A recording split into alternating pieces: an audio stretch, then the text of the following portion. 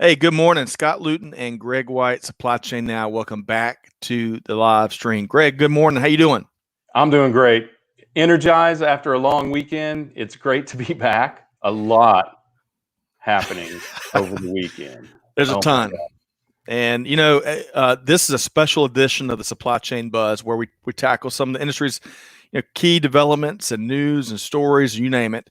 We typically do this on Monday, but of course, here in the States, Monday was Memorial Day. And so we're doing it here Tuesday morning, a special episode with a special guest, Greg. Pretty excited about that. Yeah. Looking forward to, because we're coming up on yet another potential supply chain disruption with weather, particularly in the Northern Hemisphere now. So I think valuable information as we go into the hurricane and typhoon season. Absolutely. And, weather poses a huge risk to global supply chains. We'll touch more on that here momentarily. As we look to use this informative discussion to raise your supply chain IQ. So, hey, real quick programming note, if you enjoy the live stream, be sure to check out our podcast. Today, we published Ward Richmond with Colliers International, but equally as important, supplychainrealestate.com, right? How many people specialize in supply chain real estate? And Ward is really... He started with real estate, but recognized quickly that to understand the dynamics of the marketplace, he really needed to study supply chain. So he does that very, very diligently. And his supply chain IQ, very, very high. Oh, he could have a well-rounded, holistic conversation with the best of them. So to your point, not many folks, I would assume, I'm not a real estate maven, specialize in supply chain, but enjoyed that time. We published that episode today via podcast. You can check that out wherever you get your podcast from via the Supply Chain Now channels. Okay, so Greg, what is today's date? I'm a little bit lost. That's a great question. I bet a lot of people are a little bit lost. It's May 26th, 2020, right. In case anyone has forgotten. 2020, the greatest year that ever was. That is right. So let's talk about this day in history, right? That's kind of like where we like to start these buzz broadcasts. So on May 26, 1896, Charles Henry Dow calculates and publishes the first edition of the Dow Jones Industrial Average. Who would have thunk? Wow. So in case you don't know, I don't know a whole bunch about the DJIA, but basically stock market index that measures the stock performance of 30 large cap companies, right, that are all listed on stock exchanges of the U.S. It's reported on daily, maybe hourly in many cases, and it's tracked by millions of folks, especially stock savvy, investment savvy folks like our own Greg White. However, some say it's not quite as accurate because how it's structured. And other folks enjoy using the S&P 500 index or the Russell 3000 or some of the other indices out there. But back to the founder, this Charles Henry Dow gentleman. Greg, did you know he also founded the Wall Street Journal? I didn't know he founded it. I knew that they were associated, but I assumed that they had bought the other at some point. But that is really impressive. So effectively defined arguably the Dow Jones Industrial Average is still the premier index for American stocks and the premier media vehicle for the stock market. Pretty impressive. It is really impressive. So he's a bit of an overachiever between the Dow Jones Industrial Average, which he founded with Edward Jones, who is also a well-known brand. His company advises lots of different folks on their real estate, on their overall investment strategies. So founding that and the Wall Street Journal, very interesting. All right. So also on this date, in 1951, born on this date in 1951, was Sally Ride. And Greg, we all celebrate Sally Ride. She was a true pioneer, the first American woman in space. On June 18th, 1983, she was part of NASA mission STS-7 aboard the Challenger. In fact, Sally Ride was aboard the Challenger in 2 missions prior to, of course, January 1986, when we unfortunately lost that shuttle and all 7 astronauts. Post NASA, so she was a pioneer in space, but she was also a pioneer in that post NASA career. Do you know one of her greatest legacies, Greg, was co-founding a company in 2001 called Sally Ride Science. And the whole mission of that organization is to make science fun and engaging for all young students, but especially young girls, to get them engaged and of course, get them into engineering and other technical and math related career tracks. So what an impact Sally Ride made. Never forget it. Never. I remember it vividly when it happened. Yep. You know, in my time, you watched it on television in school, right? You watched these things happen on one of those big old carts they rolled into the classroom. And I just remember it vividly, that and 1986, of course. But that was such a great moment. And I wonder if her initiative was not sort of the precursor to STEM, right? That's a great question. We'll have to get someone on from the Sally Ride Science organization, maybe to address that a bit. You know, the way you painted that picture, I can relate to that, because throughout the 80s, that was like a regular occurrence in elementary schools across the country. And I'll tell you, while I love seeing the NASA return to space, manned space, which I think is going to happen next day or two in conjunction with SpaceX, right? Mm-hmm. But putting those launches as routine as they ended up coming across as in the 80s, right? And that's the public's fault, right? Because there's nothing routine about, blasting off aboard a complex aircraft that thousands of systems have to work. I mean, so it's a very dangerous ride, right. But that inspired a whole generation of engineering and math and space enthusiasts, you name it. I'd love to get that back front and center in our elementary schools in the years to come. We'll see how that goes. Unfortunately, Sally Ride lost a battle with pancreatic cancer in 2012. But she will be long remembered for her huge impact she made, both within the NASA program and in that post-NASA role. Okay, so let's talk about some of the other news around the world. Today is Independence Day in two countries, the Republic of Georgia. The country of Georgia, they're celebrating something every day, it seems. They hit our buzz every week. Guyana. You got to love a place that celebrates all the time. Amen. Guyana also is celebrating Independence Day. In Poland, it's Mother's Day. That's important. Always we should be celebrating our mothers in every country around the world. No doubt. It is National Paper Airplane Day here in the States, and I got to tell you, I am ill prepared. I don't have a prop to use here. And in Australia, finally, it is National Sorry Day, and not the board game, Greg, but the apology. So sorry for any confusion. You see what I did there? Oh, that was pretty good. But hey, no shortage of celebration here, no shortage of good news. And I'm really excited about the stories you're going to be covering from a retail standpoint, because we're going to wrap those two stories up on some good news, and then we'll dive into our special guest here momentarily. So with all that being said, let's dive into the first story. We're going to take a deeper dive into the world of retail, right, Greg? Yes, and this is going to be a murky dive. What I've done is I've sort of recycled an article from the first part of May, where Retail Dive, all of the Industry Dive publications are fantastic publications, so you can always count on them for just news, and that's great.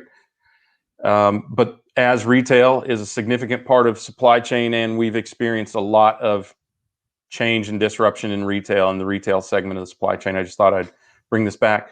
So there are risk ratings. One is the Frisk rating, and Moody's and S&P, speaking of stock markets and other things, have ratings that evaluate the financial risk of companies, and in this case, they're focused on retailers. So on May 4th, they showed that there were about 27 retailers that are at risk of bankruptcy. I'm going to look at some notes here.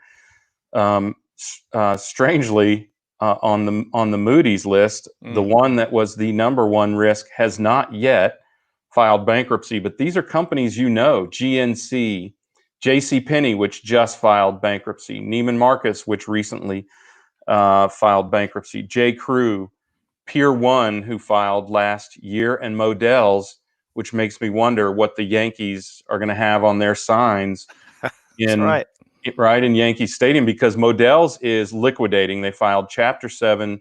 They are out of business forever and are going to sell all of their intellectual property. So, a lot of these are pandemic catalyzed or accelerated.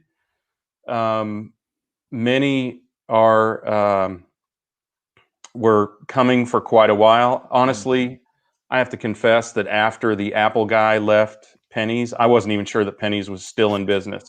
So, I mean, there are some of these companies, and there are many, many others that are or will be in trouble because not only of the pandemic, but because of their business issues. So, hey, real quick, Greg, on that note, I think one of the reasons, because I'm guilty of that as well. You lose some of these retailers on your radar. I think one of the reasons why that is because if you think back in the 80s and 90s when television dominated how we consume media, so naturally all the commercials that came with that, right? All those retail commercials, that keeps a lot of retailers on your radar. But now, as we've shifted and folks around the world are consuming your media in different manners, and that they don't care those same commercials, whether it's YouTube or online or you name it, you don't get those little 30-second reminders of, hey, we're here, come visit and come buy this or that or the other. Well, and so many of the companies that are at great risk are mall-based, old-fashioned mall-based. Whatever we called those, just malls, I guess. Right. Are mall-based retailers, Sears, JCPenney, Neiman Marcus, companies like that. Even Nordstrom is struggling. Nordstrom, arguably the greatest retailer ever known in terms of selection and operation and customer success, right? A model that companies the world over in every industry have modeled their customer support and customer success efforts on. But the pandemic has struck particularly hard at retail because retailers run very tight margins, 3 to 5% net margins, and they run very, very high debt. And if they aren't generating cash, which of course 2 months of closed stores limits, and they don't have a strong e-commerce channel, which seems to be the universal theme among a lot of these organizations, also baffling. Right. But those are the companies at greatest risk, and there are many, many more of them who are teetering on the brink.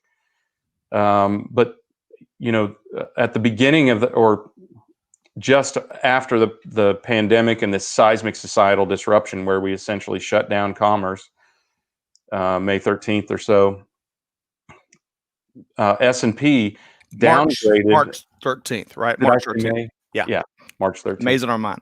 It seems like March of last year. Yes. S&P downgraded a third of the retailers that they follow. So they are expecting impact, and of course they're getting it. The keys to success, and we're going to talk a little bit about this in the next article, but the keys to success are cash, and I think we'll start to see companies maintaining better cash or liquidity on their balance sheets if it's not cash. Yep. Reduction and minimization of debt, resiliency plans and recovery plans and things like that are going to be necessary. And of course, digital transformation, whatever that means to you. In the case of many retailers, it means getting online and even just supporting yourself in the interim with e-commerce, or updating systems and processes that bring you into the new era of retail. To me, it's a little bit tragic that two of the greatest mail order companies of all time will likely go away this year, Sears and JCPenney, and that they didn't have the ability within their mindset, within their company, to translate mail order into e-commerce, which is just an online catalog, is a tragic mismanagement, frankly. Yep. Great point. Real quick, we jump right into the buzz because we're so excited about some of these stories and our special guest, and we've ignored all of the folks that are tuned in. So let's. Oh, there are people tuned in? I thought this was just you and me. That's awesome. All right. So Claudia Freed, in here in a moment, she adds and a plan, cash and a plan to your comments there, which is resiliency plans and that's right. And own the money. Recovery plans. Yep. That's right. Sarath, exact word, maybe money flow is what he's suggesting, which is good. And then let's go back a little bit and say good morning to a few other folks. Saidi, good morning once again. Thanks for joining us on today's live stream. And we appreciate your last couple live streams that you were a part of. Raul, good morning via LinkedIn. Hope you're doing well. Of course, we already mentioned Claudia's here. Claudia joined us for a live stream where she was one of our featured guests last week with Chuck Easley with Georgia Tech. Home run conversation. It was tough to bottle it in an hour, wasn't it, Greg? It was, but I'll tell you, that one's worth. I mean, they all are, but that one in particular is worth going back to. If you are looking to get an education in supply chain, I would encourage you, even if it's online, one class, take it from Chuck Easley. He makes it sound so easily.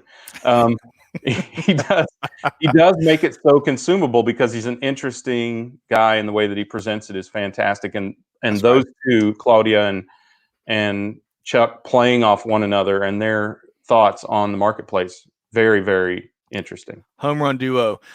Good evening, Manoj. Hope this finds you well. Hey, good morning, Memory. And well, good afternoon to you. Hope you're doing well. Great to reconnect last week or so. Andy is tuned in from Indonesia. Andy, hope you're doing well. Let's see here. We've got Sylvia, who's made a regular occurrence. I bet she's going to weigh in on maybe some workforce issues, where she's one of our resident experts there. One of our fierce competitors from Supply Chain Trivia, Benjamin Goldklang. Good morning to you. Photo, right? I think he had an avatar before. Love that do, man. Jenny, hey, good morning. Or good afternoon to you, Jenny. So Jenny serves as the COO of Sapix, who we're partnering with on June 3rd for our next Supply Chain Trivia. So Jenny, hope this finds you well. Yusil, good afternoon via LinkedIn. And let me see one more here. Umit's tuned in quite a bit. He is in Turkey. So Umit, hope this finds you well, sir. And we had one more comment I was going to share here. They've come in kind of fast and furious here, Greg. Emilio, greetings from Chile. Hope this finds you well. And finally, Kevin Bell. Kevin, who was on the live stream. Oh, we got a late breaking news story coming in there, Greg. Late story breaking. Hold on. So Kevin was on the live stream. Wait. What's the story? Oh, my car warranty is about to expire. Okay, let's talk later. That's right. That is the buzz here on a Tuesday morning.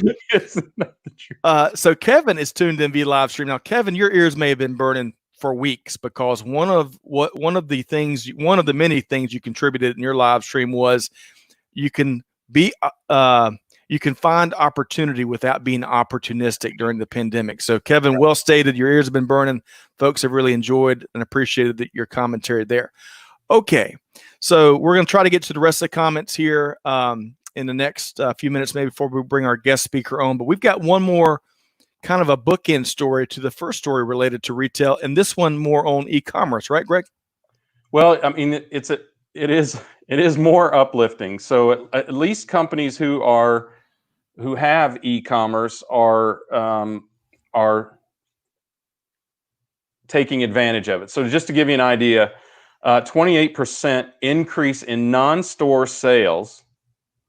Most non-store sales are e-commerce. Honestly, that the only other things that would typically consist of would be kiosk and other things like that. Even though retail overall was down 16.4% or 17.6%, whether you use the industry's or government's numbers. So non-store sales have made up a portion of.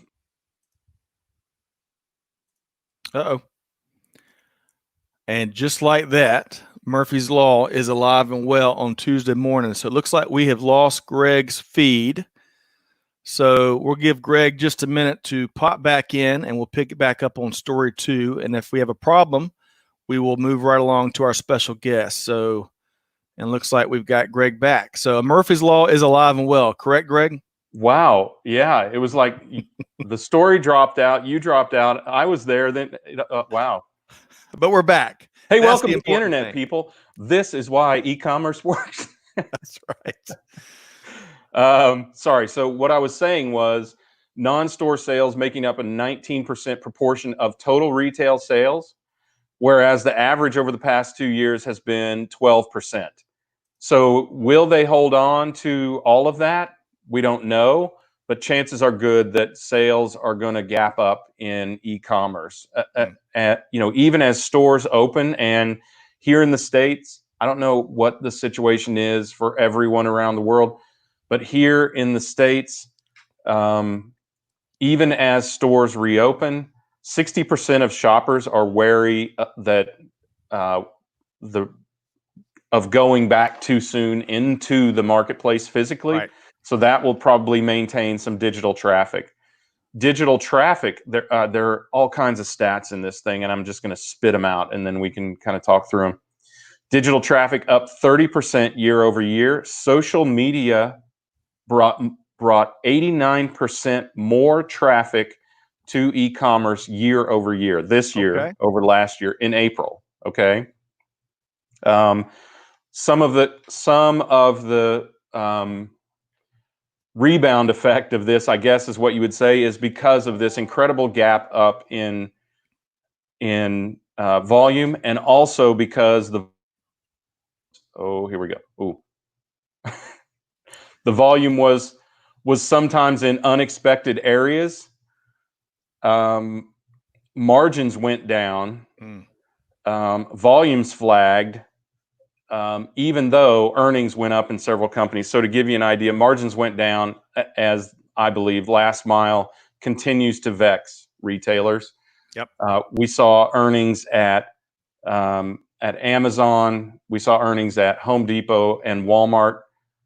Earnings or at least costs were up at Home Depot and at Amazon, of course, because of e-commerce. Strangely, at Walmart, who seems to have found the formula, both sales were up 74% in e-commerce, and earnings were up in their last earnings report. So it's interesting to see what's going on with some of these companies. Wayfair had increased costs. But part of the issue was fulfillment. Volumes flagged. I think everyone has experienced that. And lead times to consumers lengthened because some goods were deprioritized as non-essential, particularly at Amazon. And workforce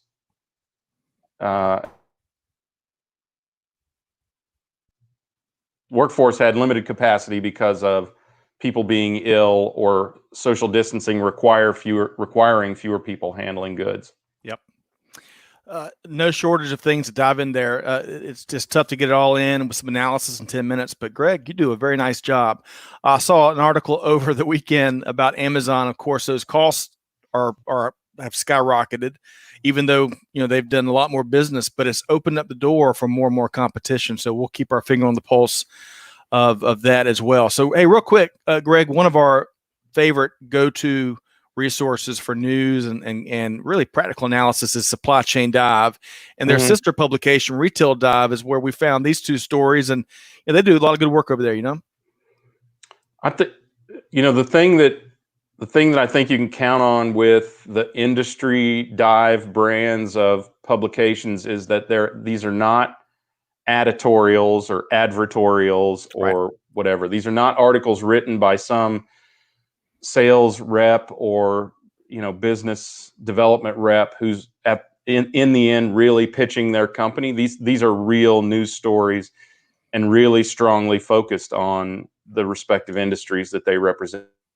Yep. Agreed. And Greg, we still might be having a few technical difficulties with your connection, so we'll just We'll just make Yeah, you aware. I'm seeing it. I'm seeing you kind of drop out periodically. I'm not sure if it's just me or it's the whole internet. Well, hey, we're fighters, not Um, lovers, so we're going to fight and through these it's technical challenges. from time to time. Okay. Woo! Nelly.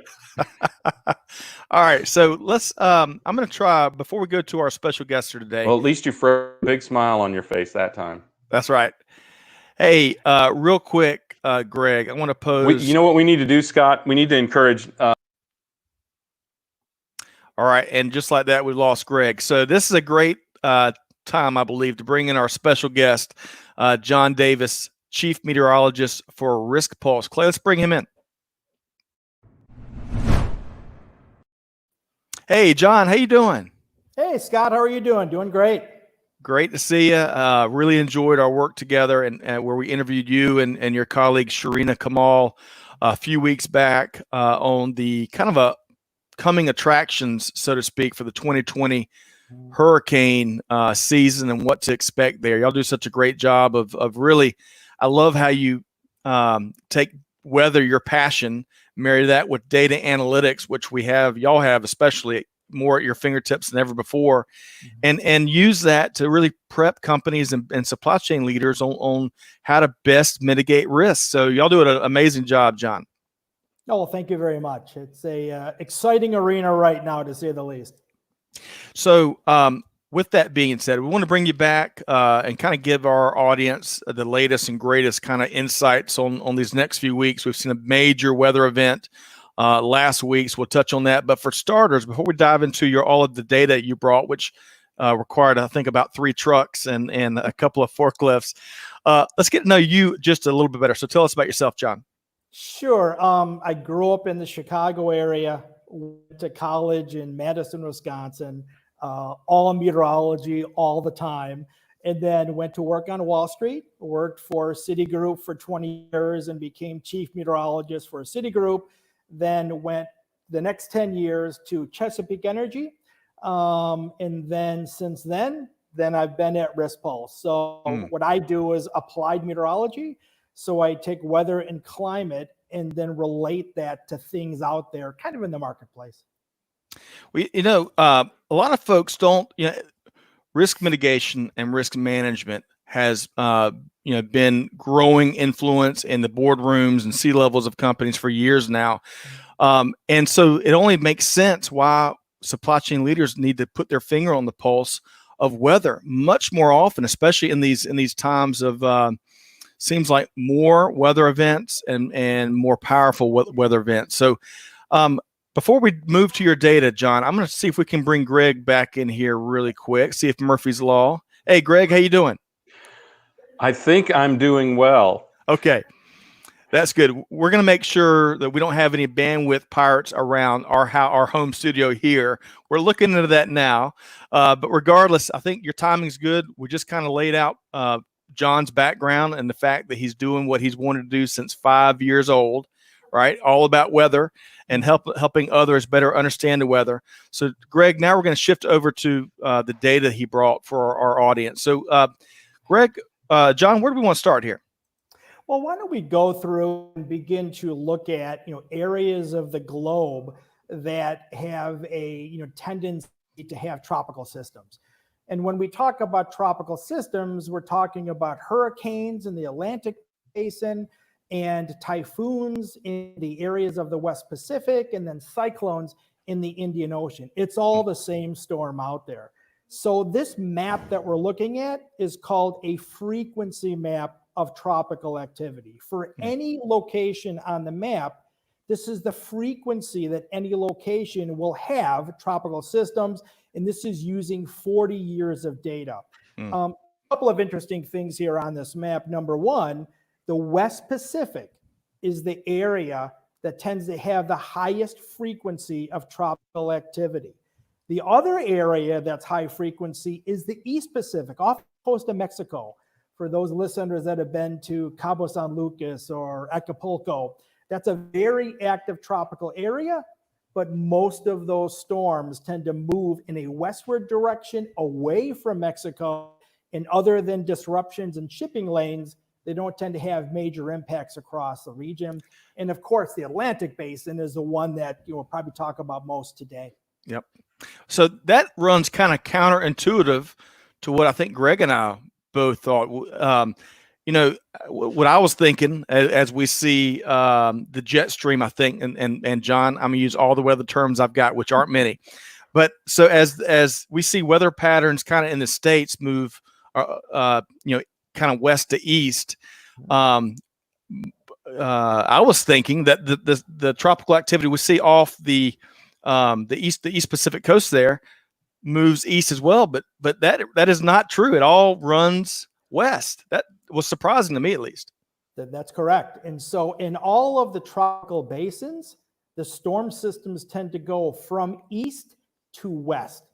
Think of the waves that come off of Africa and then eventually move to the Caribbean, Gulf of Mexico, and toward the East Coast. In all zones of the tropics north of the equator, the general trade wind is from east to west. That is the mean flow of overall storm systems. Gotcha. Okay. All right. So moving right along from this frequency data, we're going to move into some ocean temperatures, right? Yeah. So as we look at the upcoming season, and again, we're really talking about the season in the Northern Hemisphere. The Southern Hemisphere season has pretty much come to a close now. So we're interested in the Pacific and the Atlantic and the Indian Ocean. So one of the things that we tend to look at to begin to get an idea of if a season is going to be very active or inactive in all the various basins out there is sea surface temperatures. How warm are the oceans out there in the various areas? Tropical systems use warmth in the oceans as fuel. And so as we look at this, then the areas that have a very warm bias have a higher level of risk than other areas. So we'll look at a couple of different areas. So the Atlantic basin, the Gulf of Mexico, the Caribbean, what we call the tropical Atlantic, that strip that goes toward the Gulf of Mexico, is very warm, well warmer than normal, and has been that way for the last couple of months. That is a red flag when we're thinking about the upcoming tropical season. The Indian Ocean, where we had a major system last week, is also on the warm side. That's a red flag. But in areas of the West Pacific, off the coast of China, for example, it's not as warm as some other year. So that is a starting point when we begin to look at risk and what areas that we're concerned about to have a higher level of risk going into the season. Hey, so John, we have our first question from our audience, and this is from our friend Claudia Freed. And we won't have probably enough time to really fully address this, but when you hear this question, what's one of your first thoughts here? So how do businesses plan for asset planning based on climate disruption? Is there just a quick initial thought or two you have around this question? Absolutely. Well, this is a climate issue, and so that's kind of different than the tropics. But when you're thinking about climate, for example, extreme events and how extreme events in some areas of the globe are increasing at a rapid rate. There are areas that we can look at on a global basis where we know that risk of extremes, for example, is higher than in other areas. And companies need to know about that risk and what areas tend to have, a higher level of that risk as we go toward, either tropical season or other seasons kind of out there. But that's a whole other area, is looking at climate mitigation. Yep. In areas of climate, extremes, for example, and how that affects overall risk management. Yep. Excellent question, by the way. Great question, Claudia. I really appreciate that. And John, thanks for taking that in a Reader's Digest version. Hey, real quick, before we move, I think this is a good point here to make sure our audience knows before we move to these last two slides you have. Because what does Riskpulse do? Tell us more in a nutshell. How do you help companies navigate through these times? Well, what we do is not only weather and climate, but we help companies navigate risk, whatever that risk is, by using data analytics. So in other words, our platform, we ingest incredible amounts of data, and that data overall is used by the client to look at overall risk out there, whether you're talking about specific assets or lanes, whether those are rail or road or Right. shipping lanes, and what areas, short-term, long-term, tends to have the greatest risk out there. Yep. Risk can come in all types of manners and fashions and looks. So, but weather's a big one. So let's keep driving because we're going to talk about the big weather event that happened just last week, right? Yeah. So there was a huge storm in the Bay of Bengal, and it hit India. That was last week, and this storm was extremely unique in many ways. Number one, it became the strongest cyclone in the northern Indian Ocean ever recorded. And Wow. We have really good data that goes back 50 plus years across that region. Now, it didn't hit the coast at these extremely high levels. It reached winds of 165 miles per hour sustained in the middle of the Bay of Bengal. It hit the Indian coast right near Bangladesh, and this is the track from Amphan last week. And I guess one of the other unique things about that, it went right over the city of Kolkata, 15 million, person city in India. I mean, think if that would happen in areas of the U.S. Incredible population. The center of the storm went right over that city, and then it moved up and affected areas of Bangladesh and Bhutan to the north and northern Myanmar. And so, again, it was one of the most impactful storms in that area to people, humanitarian issues, to the supply chain, and the effects are still going on as we speak. Yeah. What a tremendous disaster. Certainly prayers and best wishes to all those folks that were impacted by that. And that's the most important thing. But then from all the businesses and the supply chains and the shipping that could be disrupted, it's just an incredible event, especially as you spoke to in our podcast, in this pandemic environment. The tropical season is going to be more unique, perhaps, than anything we've seen in history. So, with that in mind, let's kind of wrap on other risks that keep on our radar. So, tell us about this slide here. Sure. So, I guess we'll talk about two things on this slide. Number one, for the season upcoming, what areas have the highest risk? So, we do think that the Atlantic Basin, the Gulf of Mexico, the Caribbean, the Atlantic, have the highest level of risk, will be the most active basin in the Northern Hemisphere as we go through this season. Combination of warm water temperatures, an event called a La Nina event taking shape in the Pacific Ocean. Those are red flags that overall certainly look to, the Atlantic Basin being one of the most active spots here this year. And all individuals within the supply chain need to very closely watch the Atlantic Basin as we go through. Yep. But what about the short term? What day-to-day things do we look at here to begin to anticipate storms so that the clients of ours can, mitigate risk here coming up? We have no imminent threats right now. However, there are two areas where we do expect some tropical development over the next week's time frame. One is off the Mexican coast, the kind of area that's very active, and we expect development over the next 4 to 5 days. That storm that develops off the Mexican coast, near Acapulco or near Cabo San Lucas, that will likely move in a westward direction away from that zone. So that should not be a big disruption in the supply chain. The other area we're watching is, again, the Indian Ocean. Not in the Bay of Bengal where Amphan went, but in the Arabian Sea. In other words, on the west side of India. There's pretty strong consensus in the computer guidance that another cyclone will form in that zone and move northward up into the Arabian Sea, possibly affecting the west coast of India this time, a much more sensitive area from a standpoint of supply chain and ports, or up into areas of Pakistan and that region. So short-term wise, we're looking at these two areas in the Pacific off the coast of Mexico and again in the Indian Ocean. Yep. Outstanding information, very practical information. We've got one other question here I want to pose to you, Jon, from Savarna. And she asked about how shipping companies are using this information to avoid extra transportation lead time, I guess, as maybe they go around or try to go around some of these storms. How have you seen companies use this information? So what happens is, obviously there's plans here from a standpoint of shipping routes and shipping lanes, but if there's any indication of any disruptions in that, you can change course, you can change timing of when overall, cargoes and ships will tend to leave a port or arrive at a port. So there are ways to mitigate this. And yes, we do have clients from a shipping standpoint that use this to mitigate risk, delaying shipments, moving around the specifics of a storm system, and also changing, ports and things like that if we have a major issue like what happened with AmFam last week. Yep. I'm going to pose one more. Jon, you're being such a good sport and taking the punches as they come.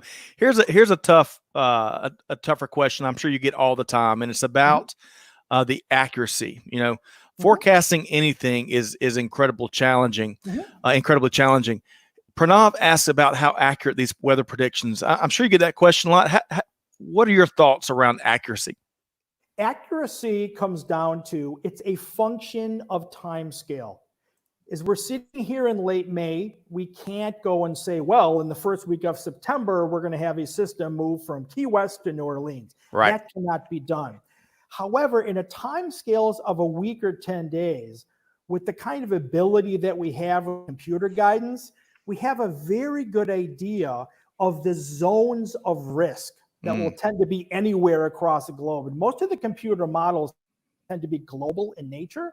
So in short time frame, then we have a good idea of overall risk. There are some storms that are easier to predict than others. That's kind of always the situation out there.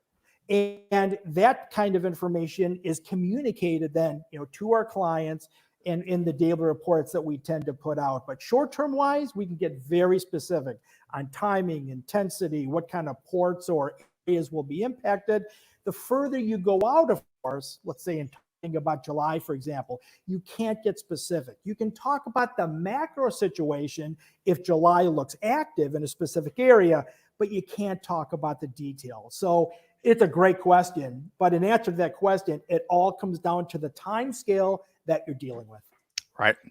Not unlike demand forecasting. That's right.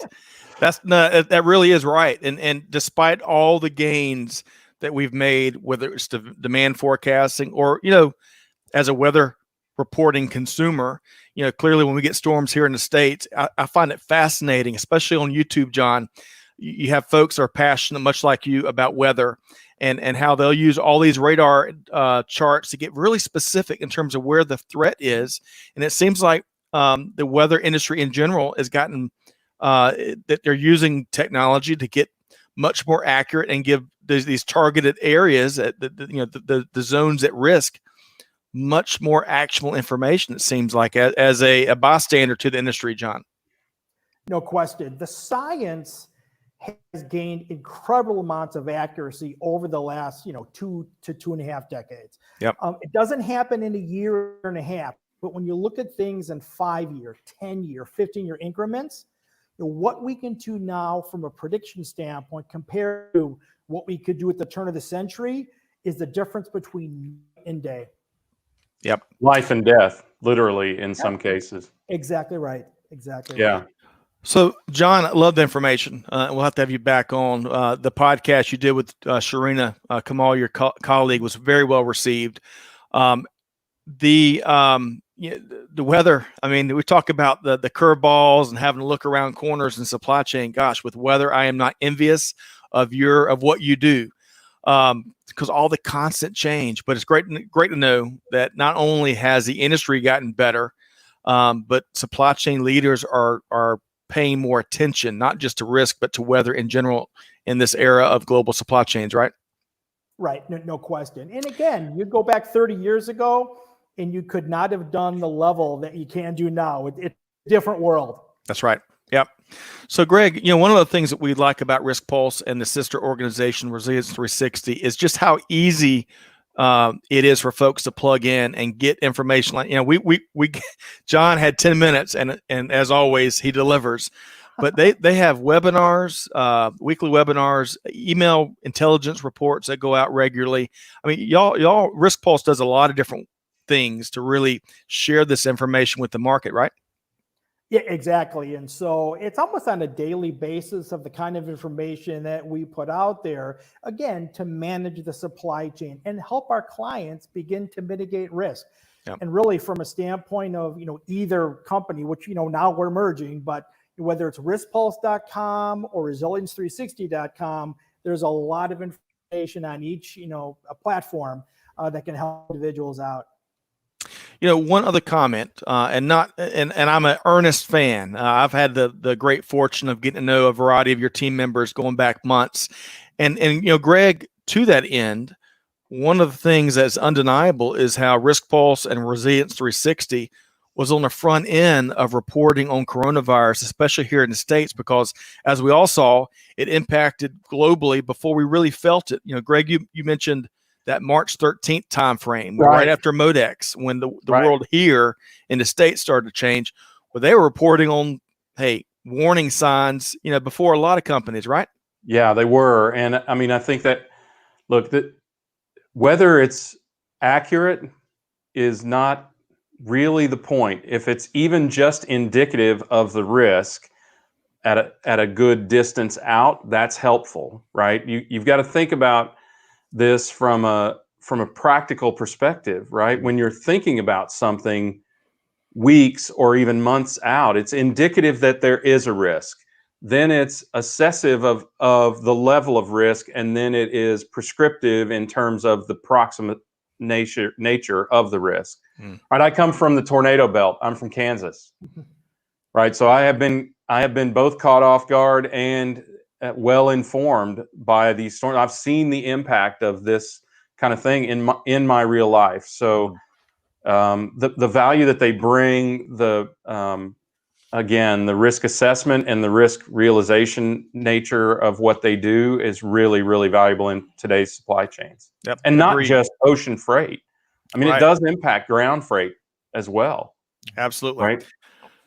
All right. So, Jon, you started to share, of course, riskpulse.com is a great clearinghouse, great resources there. How can folks connect with you?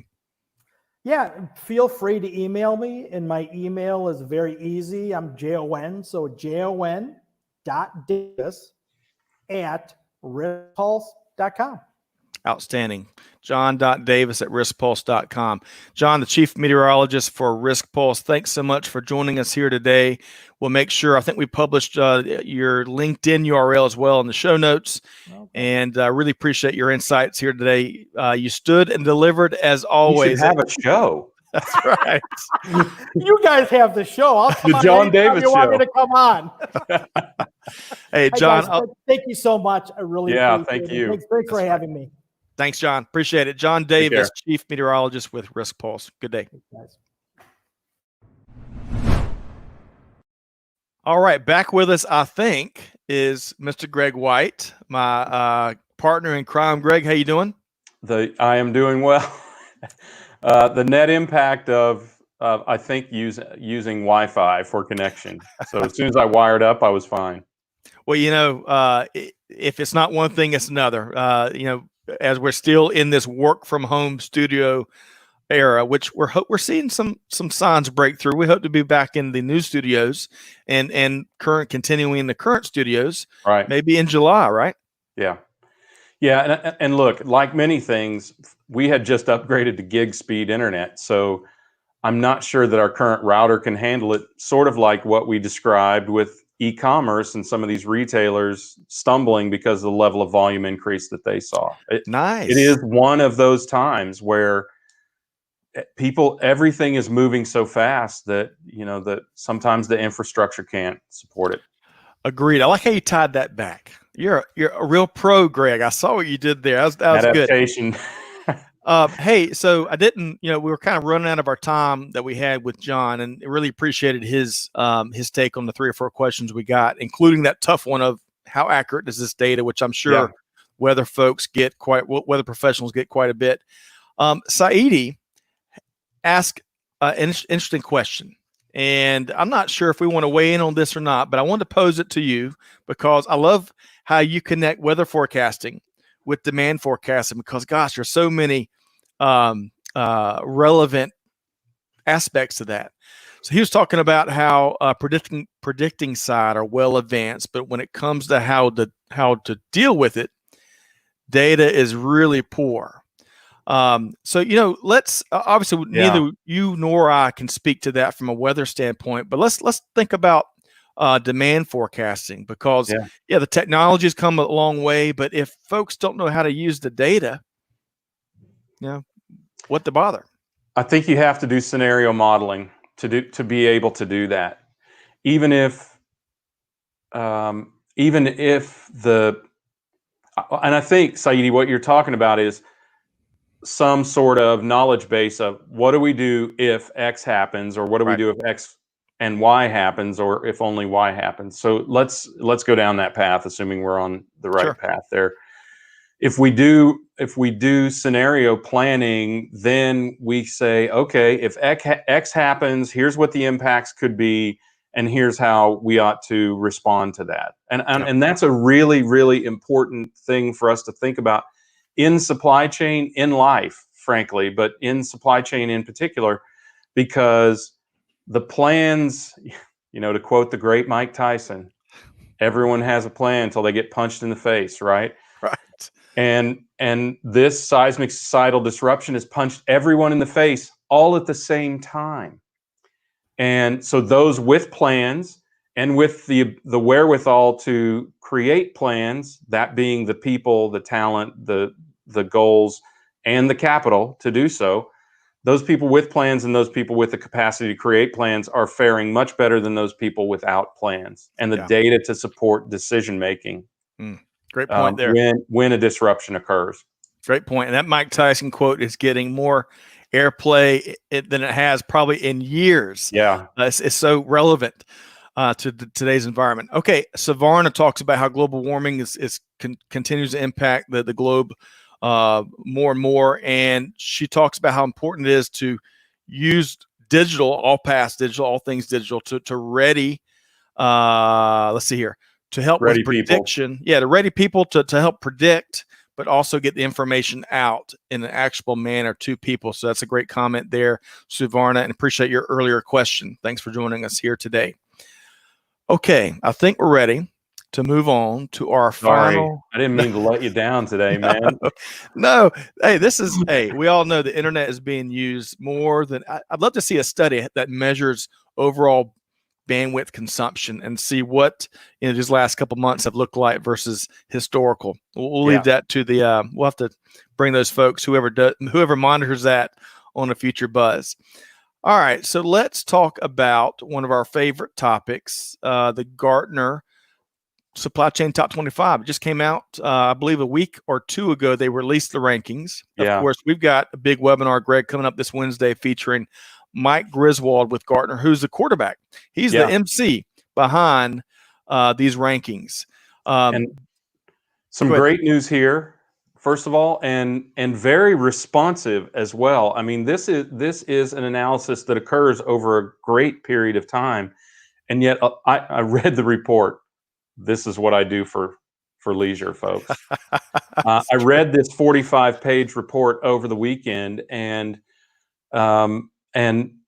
what struck me significantly in this report is the discussions around the impact of the pandemic and this seismic societal disruption, around resiliency and responsiveness in regard to this. Yep. And it actually changed the rankings of the supply chain top 25 based on how companies were equipped to adapt to this disruption. Talk about the proof in the pudding, right? You're in the middle of doing an analysis, and then the world changes and you get a real world view of how resilient and responsive these supply chains truly are. Yep. And again, the cream rises to the top. Cisco, number one. And a number of the top performers always near the top. Johnson & Johnson supply chain. Yep. If it's not legendary, it should be. If you study supply chain, they're a great example. And of course, the five masters, I think, remained unchanged. Is that right, Scott? That is true. Yep. And in fact, Cisco Systems was number 5 in the 2019 version, they jumped up to the top, as Greg pointed out. And according to the report, that was based on a variety of things, but especially revenue growth at Cisco, ESG strength, which you can look at that category here, which we got all this from Gartner. Environmental and societal governance. That's right. Right. And so basically being a good corporate citizen puts Cisco from 5 to 1. Right. But also Cisco is well recognized in the industry's view of their leadership and their industry leadership and their thought leadership around driving real action around ESG and many other things. So that was an interesting comment in the report. And we've seen that firsthand with Jack Allen, who's been on the show a couple times. He's been part of the Cisco organization for over 30 years.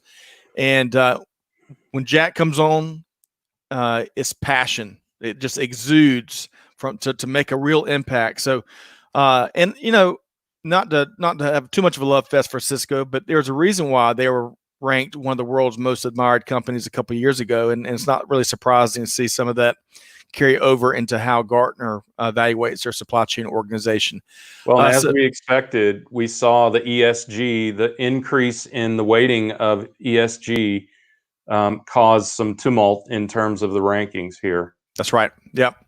So the top 10's there. Lurking just outside the top 10 was Walmart at number 11. And, you know, as we've talked about on previous live streams and podcasts, keep your eyes on Walmart. They've taken the punches for a long time. They've just rolled out their competitor to Amazon Prime here, in which they sped up that time frame because of the pandemic environment. Mm-hmm. And, you know, I bet it's not going to be too long before they're cracking not just the top 10, but the top 5. Greg, what's your take?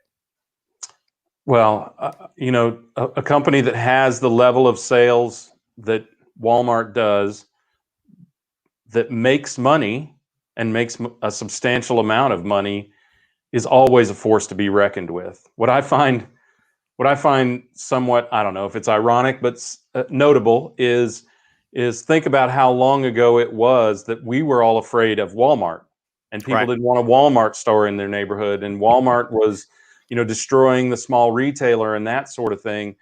And we've managed to find an equilibrium among Walmart and physical retail, and now Walmart is almost thought of as an underdog, which is laughable, almost thought of as an underdog competing with Amazon. Yep. It's a really interesting dynamic, but of course, you know, they started supply chain initiatives. I mean, they've virtually invented CPFR, collaborative forecasting, replenishment, planning, forecasting, and replenishment. Right. So I thought you were about a big enterprise connectivity play ages ago in the 90s.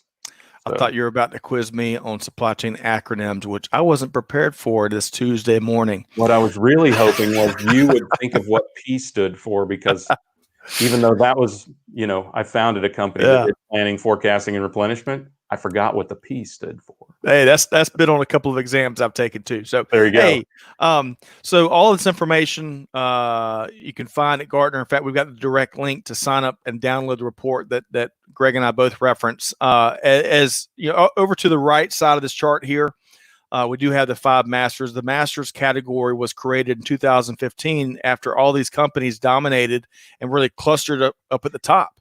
And you know, when you have that, you don't leave enough room for new companies to break in. And they had 6 companies break into the supply chain top 25 for the first time in 2020, this year, in this 16th edition. So they created this masters category. All 5, as Greg alluded to, Amazon, Apple, McDonald's, P&G, and Unilever all retained that masters ranking. That's always interesting. And we'll see. We're going to. Yeah, so these are companies that 7 of 10 years have been in the top 5. They get pulled out, but if at any time they fall out of the top 5 for 7 of 10 years, they go right back into the rankings. So you can watch them go right back to the top and then back into the masters category. Hey, you know that, and we're going to find out with Mike Griswold. We're going to get the insights and takeaways and kind of nitty gritty behind these rankings and behind all the exhaustive research that came out.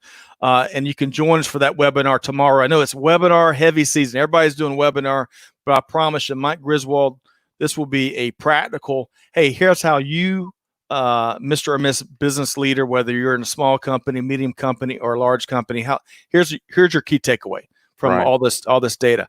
Hey, our friend, you can see there, Adam Robinson with Turvo, is joined us here on LinkedIn, at least a portion. Adam, great to catch up with you last week. And, hey, if I'm an acronym ace, I'll take that. I'm gonna put that on my LinkedIn profile and get a T-shirt, maybe. I don't know, but I don't Adam, know how you do it, because it is tough and it's a gift. Let me tell you. Hey, also a quick note from Malcolm. So Malcolm doesn't only speak to Scott, in case anyone's wondering. Verizon Network reports 19% spike in network usage, a large chunk of that being Netflix, Hulu, Disney, and other streaming services. Some IPs report running hot, but the internet won't break. So we can have faith that neither the supply chain or the internet will break. And and in truth, it is the last mile of the internet that is often the difficulty, and we are definitely last mile where we live. That's right. All right. So, but good to know there. Great job, Malcolm, as always, on the money, bringing the data to us. Poor old internet servers. They've been worked out hard these last few months. Adam, great to see you. Greg, not sure if you saw, Kevin Bell weighed in and said, hey, that Mike Tyson quote has always been relevant. It has. Maybe never more relevant than it is today. So good stuff there, Kevin. Great to have you with us here today. All right. So finally, let's give folks an action item. Don't just take our word for it. Join us for the webinar tomorrow at 12 noon. Where you're going to hear straight from the quarterback, the leader behind these rankings, right, Greg? The curator, the top banana, whatever you want to call him. But that's a new one for me. A practitioner before an analyst, and let's say more than 2 decades of practitioner experience. So, and quality experience, right? Length of experience is not necessarily an indicator, but very quality experience. Mike is an authority unequivocally. Agreed. So, and I agree, Kevin. He should be on every show. We'll have to. He's hard to get. He's hard to get, Kevin. If you've got some pull, we need to have an attorney. Negotiate a contract. Put him under contract. That's brilliant. Right. Kevin, great to have you. All right. So registration is still open for the webinar tomorrow. So you can go to supplychainnowradio.com to join us for that. And trivia, supply chain trivia. Who would have thunk that we would have seen as much fierce competition as we've seen for the supply chain trivia? So our 3rd edition, our Eastern Hemisphere edition, is coming up next week, June 3rd at 9:30 a.m. Eastern Daylight Time. I believe Claudia was asking for that specific time frame.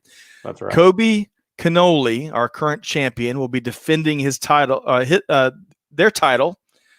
Perhaps we got to confirm their attendance, but Kobe is first place from the last go round. Tony Rivera, came in second, and of course Haride came in third. We'll see if they all come back to defend their top rankings from the last episode, right? Well, and also if we had a master's list, Mr. Inventory Dimitrios Kanoulis would be on that, as well, as he finished first in the first round and 5th in this last round. So I like that. We need a master's list. That's a great idea. I am still, and I'm doing it live on the internet, Chris Gaffney, Chief Supply Chain Officer for Strategy for Coca-Cola. You had it, man. You had it. You've got it. Get out there again. I don't care what the board of directors or the CEO says. Get out there and show your stuff. So join us June 3rd at 9:30 a.m. Eastern Daylight Times. We partner with Jenny Froome and the SAPIX organization to conduct the trivia in a better time frame for that side of the globe. Yeah. So looking forward to that. And where can they find information on that, Greg? They can find it at right here where you see it, supplychainnowradio.com. That's or right. You can find it on LinkedIn. Follow Supply Chain Now, or on Twitter, SCN Radio, or Instagram at Supply Chain Now. Love that. Right on the money as always, Greg. Hey, quick shout out again to Jon Davis and the great folks over at Riskpulse. You can visit them at riskpulse.com. Great stuff there. And that's John's second time on the show. As I mentioned, we did the podcast not too long ago with he and Sharina Kamal, and they make quite a 1-2 punch. Yeah, no doubt. And the information they provide is so valuable. Lots of companies using it as the backbone of their systems to help them do risk assessment, resiliency testing, and build the kind of plans that we've been talking about. That's right. And with all that said, we're at an hour and 5 minutes. Technical challenges only like 35 didn't matter. Minutes, Well, hey, great episode, special episode. Thanks for everybody for joining us on this Tuesday morning for the Supply Chain Buzz. Yeah. On behalf of Greg White and Scott Luton and the whole Supply Chain Now team, there's going to be much brighter days lying ahead. We've seen signs of that here, at least in the Southeast here in the States.